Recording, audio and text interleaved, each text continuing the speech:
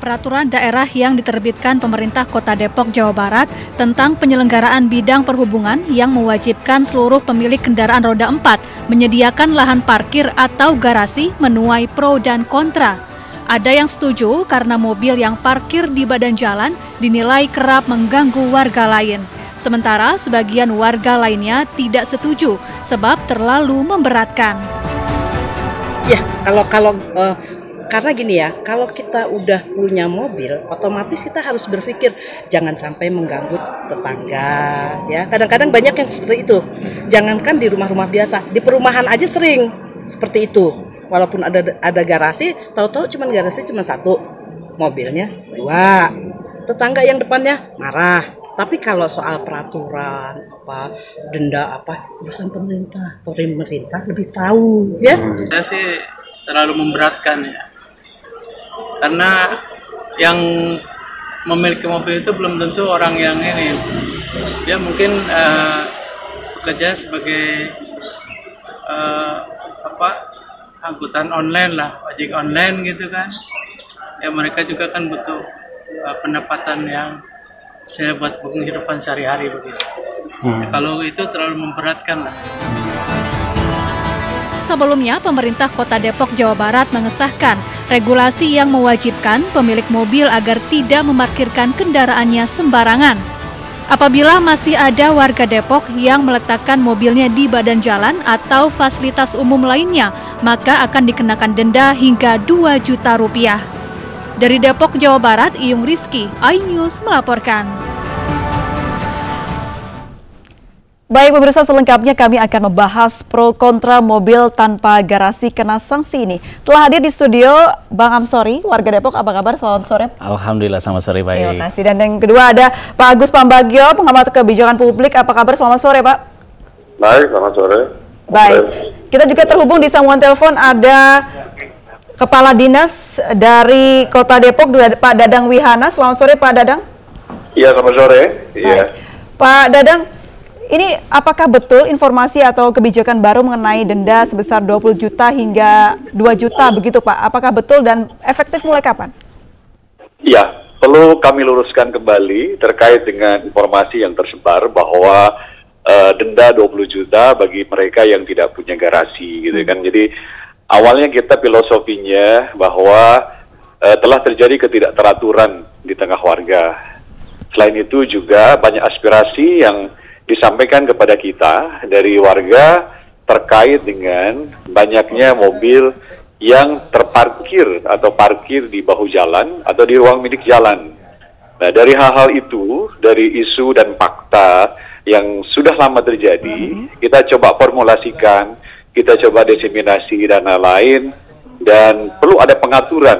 Jadi, Perda ini dibahas dengan DPRD, konsultasi publik, dan kita hadirkan tujuannya adalah dalam rangka menjamin keteraturan di tengah warga. Soal itu tadi disampaikan bahwa yang tersebar berita bahwa ada denda 20 juta. Di dalam Perda itu dicantumkan sanksi administrasi berupa denda sebanyak-banyaknya 2 juta rupiah. Dan ini pun melalui tahapan-tahapan. Jadi kami setelah Perda disahkan, sudah diregistrasi dan sudah diundangkan dalam lembaran daerah, kita ada tahapan 2 tahun. Kita proses penyusunan regulasi dalam hal ini perwal dan juga mekanisme prosedur. Kita lakukan juga nanti proses sosialisasi, advokasi, fasilitasi, dan juga edukasi kepada warga. Tujuannya tidak lain tadi, kita ingin menjamin keteraturan di tengah warga. Jadi yang benar adalah dendanya 2 juta ya Pak ya, bukan 20 juta? Iya, 2 juta rupiah sebanyak-banyaknya. Baik. Ya. Pertimbangan denda 2 juta ini hitungannya seperti apa, Pak?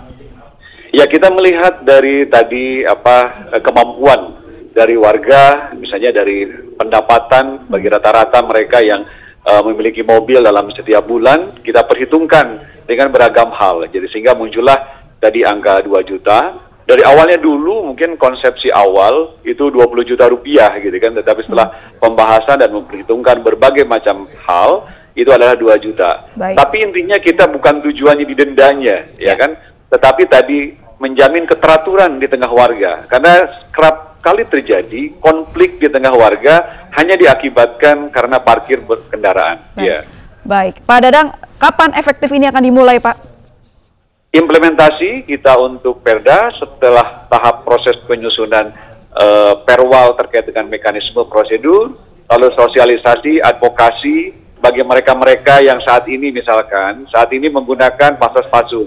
Seperti apa pengaturannya, ya kan? Bagi mereka yang tidak punya mobil, tidak punya parkir, garasi, bagaimana pengaturannya? Karena garasi itu nanti bisa milik sendiri, bisa sewa menyewa, ataupun juga bisa garasi bersama. Nah, 2 tahun nanti, setelah 2 tahun itu efektif nanti dilakukan. Jadi tahapan 2 tahun ini adalah proses regulasi implementasinya, dan juga tadi proses pendampingan dan edukasi kepada warga. Jadi ada 2 tahun untuk pengenalan, begitu ya Pak ya?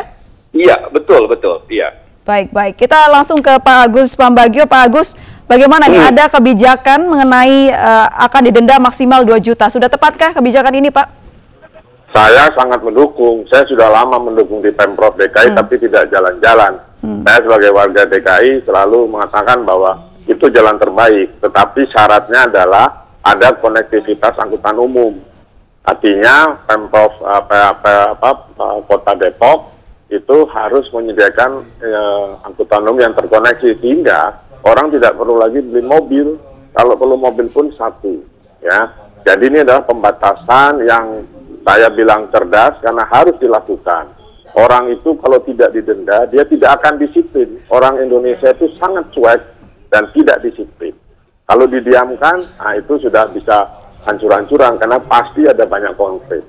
Jadi saya mendukung apa yang dilakukan oleh Depok, dan saya berharap DKI mengikuti.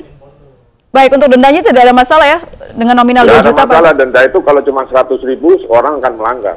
Orang baru kapok ketika dendanya mahal. Baik. Berbicara soal kebijakan, pemirsa, tak afdol rasanya kalau kita tidak berbicara dengan warganya. Sudah ada Bang Amrozi di sini. Bagaimana? Ada denda 2 juta ini? Menerima kah? Sebenarnya keberatan kalau untuk lihat dari denda besar tersebut. Dengan kemajuan pesatnya Kota Depok sebagai kota penyangga ibu kota, banyak pekerja-pekerja yang memang menggunakan fasilitas kereta api dan fasilitas yang lain, memang fasilitas umum. Kalau di Jakarta mungkin boleh saja di bahu jalan dan sebagainya. Cuman ini aspeknya juga dilihat dulu. Pak Dinas tadi mungkin hanya melihat dari segi filosofisnya, tapi lihat dari sosiologisnya, Pak. Warga Depok itu kan warga gusuran juga. Sebagian warga pindahan yang memang dari Jakarta atau Jakarta pinggiran pindah akibat pesatnya ibu kota Jakarta. Nah, kami kebetulan di Depok tinggal di wilayah pemukiman, ya, pemukiman warga. Ketika memang ada rejeki bekerja di Jakarta, ini kan perusahaan mobil yang setiap tahun, Pak, harus dipikirkan juga dengan aspek ekonomisnya. Leasing bisa nggak, berani nggak mensurvei warga ketika ingin membeli. Nah, ini parkirnya di mana? Saya rasa Pak Dinas, Pak Pemerintah, Pemkot Depok juga harus memberikan solusinya bagi warga. Kalau memang lihat dari aspek jalan di Depok, Pak, nggak ada jalan yang lebar. Yang lebar nggak ada, hanya Margonda saja. Kalau untuk wilayah dari Sawangan, Cinere, Parung Bingung yang sering macet, Pak. Bahkan kalau memang lihat Sukma Jaya, ini wilayah Depok kecil, ya. Ini dan jalannya pun sempit. Ini macet, Pak.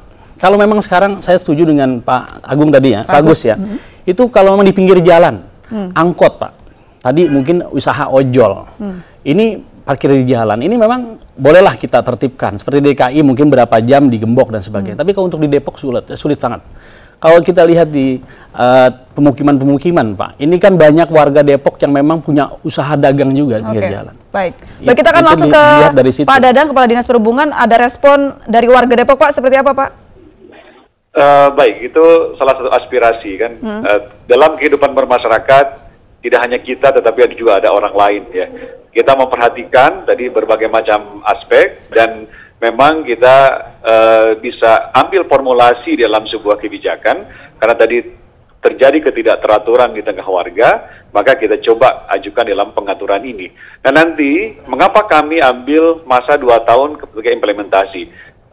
apa yang dihadapi oleh Pak Ansori, misalkan tadi ada mobil, lalu tidak punya garasi, nanti coba kita asistensi, kita fasilitasi bagaimana pola pemecahannya. Tujuannya untuk yang pertama adalah tadi kita untuk edukasinya seperti itu. Iya, di perumahan sendiri Pak, fasilitas perumahan di Depok ini banyak perumahan Pak, yang memang tipenya kecil Pak. Tipe kecil 30, bahkan yang riba, yang anti riba gitu kan sepertinya. Jadi rumah-rumah yang memang para pengembang tidak memikirkan itu, sehingga para pemilik ya perumahan menggunakan pasos-pasu. Ini harus dipikirkan juga oleh pengembang. Ini saya rasa memang ada faktor bisnis juga ekonomis, karena akan membuka usaha lapangan parkir mungkin sebagai solusi.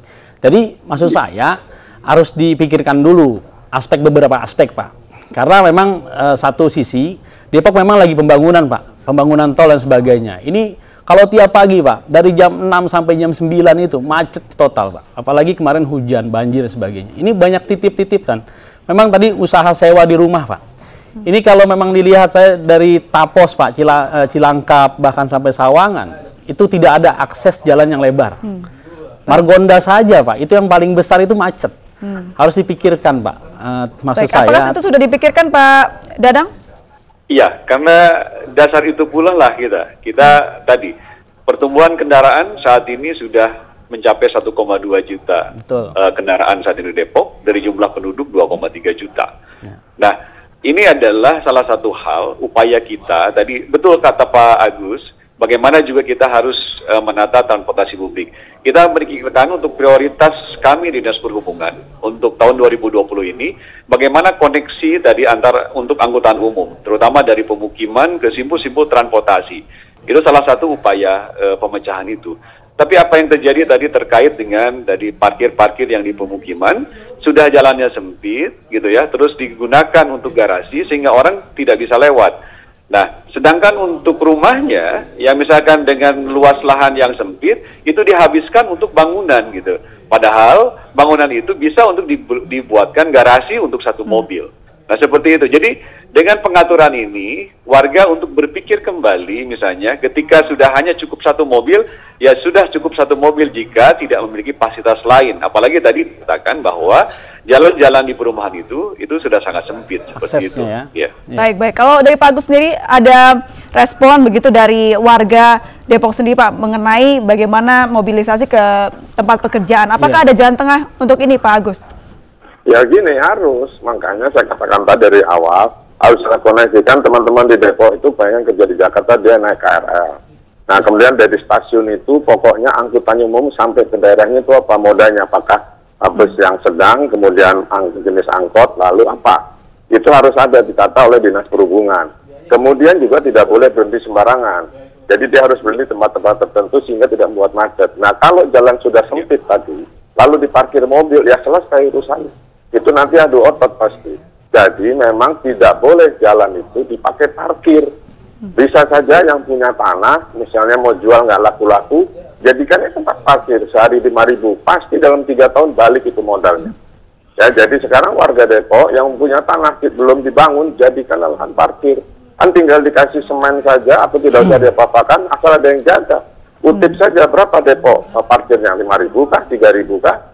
Setiap hari penuh itu. Pak Agus, kalau hari Sabtu Minggu Pak Agus, kaitannya. Ini kalau Sabtu Minggu Pak Agus, ini Depok keluar semua Pak perumahan Pak, warga. Memang di seluruh kota di Indonesia begitu. Iya, artinya Pak, jangankan di hari biasa, jangan di hari biasa, apalagi akhir bulan atau awal bulan, ini pada pusat keperbelanjaan. Ini tidak ada parkir.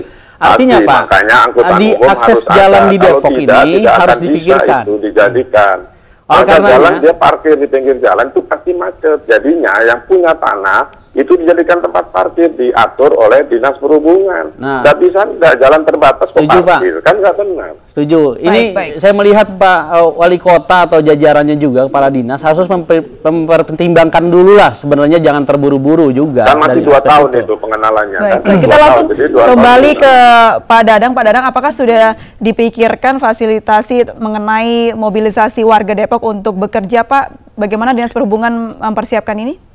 Iya, itu makanya kita punya spare waktu 2 tahun sampai dengan tahap implementasi. Karena tadi tujuan kita adalah proses fasilitasi dan edukasi itu yang perlu, karena kita membangun peradaban. Kita tidak serta-merta perda disahkan, langsung diimplementasikan, langsung punishment sanksi seperti itu. Nah, ini yang akan kita lakukan. Di samping tadi memang betul kata Pak Agus bahwa transportasi publik itu harus dibenahi. Ini menjadi prioritas kita, terutama misalkan dari pemukiman-pemukiman, nanti mendorong orang dari pemukiman ke simpul transportasi. Itu yang menjadi prioritas kita saat ini, gitu kan. Baik, kalau bagaimana sistem yang akan dibuat untuk membuat fasilitas dari kendaraan warga di Kota Depok, apakah sudah ada programnya, Pak? Iya, nanti kita lihat untuk mendeteksi terutama untuk misalnya pasas-pasum ataupun nanti tadi apa yang disampaikan Pak Agus itu benar, misalnya ada sebidang tanah di salah satu pemukiman yang nanti ada misalkan anggota ataupun warga yang ingin melakukan usaha di bidang garasi untuk sewa menyewa, itu akan kita fasilitasi untuk itu. Makanya tepat waktu untuk 2 tahun itulah kita lakukan fasilitasi ataupun advokasi tadi. Ya. Selama 20 tahun Pak tinggal di Depok, itu jalannya segitu-segitu juga Pak. Sempitnya segitu, terutama di Mampang tuh di DTC. Itu jalannya segitu. Ini mobilnya nambah. Mana fasilitasnya, jalan sarana prasarananya. Makanya maksud saya, pemerintah kota harus melihat analisis dampak lingkungan dulu, Pak. Transportasi harus seperti itu. Jadi peran serta masyarakat juga terhadap lingkungan juga ini, Pak. Apalagi dari Bojonggede, Citayam sampai ke arah kereta api itu kan macet banget. Ya, Mas Amsori mungkin juga masih ingat Depok juga punya kebijakan yang mendapat sorotan publik seperti pemutaran lagu Wali Kota Depok di lampu merah hingga pemisahan parkir pria dan wanita.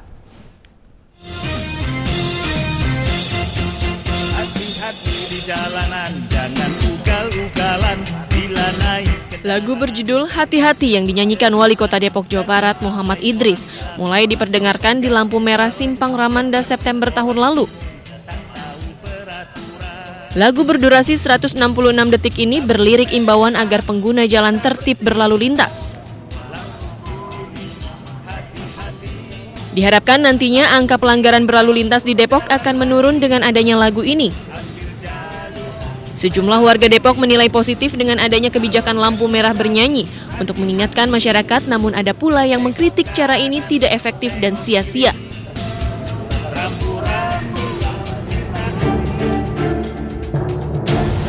Hal lain yang menjadi sorotan dari Kota Depok adalah pemisahan parkir pria dan wanita. Sistem ini menjadi viral dan memancing pro dan kontra. Pemisahan parkir ini diberlakukan di Rumah Sakit Umum Daerah Depok, Jawa Barat.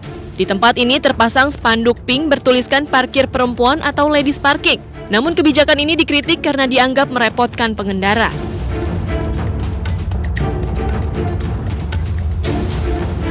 Tidak hanya di RSUD Kota Depok, pemisahan parkir juga diberlakukan di kantor pemerintahan Kota Depok. Menurut Pemkot Depok, pemisahan parkir bertujuan untuk memberikan kenyamanan kepada pengendara perempuan. Baik, saya kembali ke Pak Dadang, Kepala Dinas Perhubungan Depok. Pak Dadang, apa ini informasi yang dapat Anda sampaikan ke masyarakat Kota Depok mengenai kebijakan ini? Baik, sahabat warga, tentunya kami mengapresiasi kepada seluruh warga tadi yang sudah menyampaikan aspirasinya kepada kita dan memang sudah kita respon di dalam formulasi kebijakan dengan melihat data dan fakta di lapangan sehingga muncullah tadi perda penyelenggaraan perhubungan, ya bukan perda garasi ya, karena di dalam perda penyelenggaraan perhubungan itu banyak item perubahan-perubahan yang kita lakukan, diantaranya juga selain pasal mengatur tentang garasi, juga kita melakukan upaya perbaikan di dalam pengujian kendaraan bermotor. Saat ini dari buku uji menggunakan kartu uji atau smart card dengan metode yang baru. Selain itu juga untuk menggairahkan angkutan umum, di dalam perda ini juga mereka diperbolehkan saat ini untuk memasang iklan sebagai subsidi regulasi kepada angkutan umum agar lebih bergairah. Nah, terkait dengan pasal yang menyangkut terkait dengan garasi, kami mohon untuk diterima oleh seluruh warga. Tujuan kita tadi adalah untuk menjamin keteraturan di tengah warga dan agar terjaganya ruang milik jalan sesuai dengan peruntukannya, sehingga timbul keteraturan di tengah warga. Kami pun akan berikhtiar selama 2 tahun sebelum implementasi dari perda ini, kita akan lakukan penyusunan mekanisme, prosedur, dan juga fasilitasi lalu pendampingan, dan juga proses edukasi kepada warga.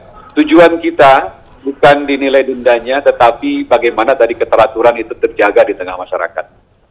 Baik.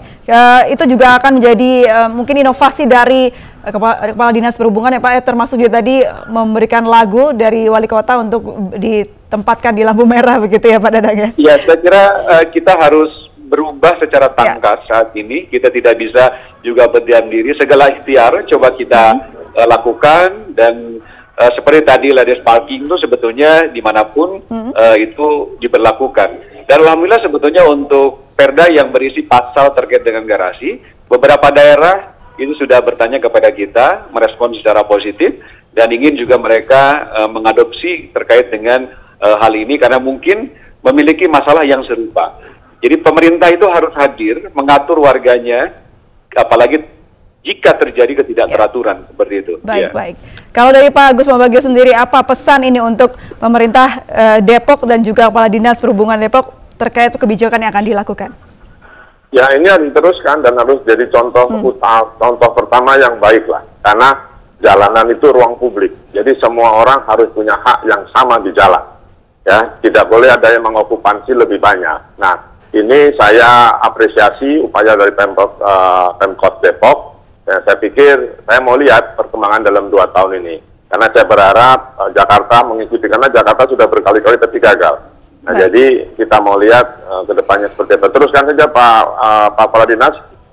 Selamat itu nanti kita bisa diskusi di BPTJ untuk mendiskusikan lebih detail. Begitu Pak. Baik. Terakhir untuk Pak Amsori, ada harapan apa nih untuk kebijakan baru yang dibuat oleh Pemkot? Ya, kalau memang tujuannya tadi untuk keteraturan, tertiban, ya kami sebagai warga setuju agar tidak macet. Cuma jangan terlalu lebay juga ketika perumahan di dalam. Kan tadi kalau memang diparkirnya di pasos-pasum di perumahan, itu kan Satpol PP-nya kan siapa, Dishubnya siapa, ini jadi kerjaan tambahan. Kalau memang jadi usaha tadi, faktor ekonomi juga harus diperhatikan. Misalnya leasing, apakah leasing tersebut bisa menerima seseorang yang tidak punya garasi rumah, itu kan. Terus banyak juga lah faktor jalan juga yang harus diperbaiki. Ini ya perlu banyak pertimbangan lah saya rasa. Tapi kalau memang tujuannya baik untuk Depok, kami support setuju ya. Support. Baik. Kita harapkan kebijakan yang baru ini bisa membuat Depok akan lebih baik lagi ke depannya. Terima kasih. Sama-sama. Terima kasih Pak Agus dan terima kasih Pak Dadang sudah bergabung sama kami di iNews Sore.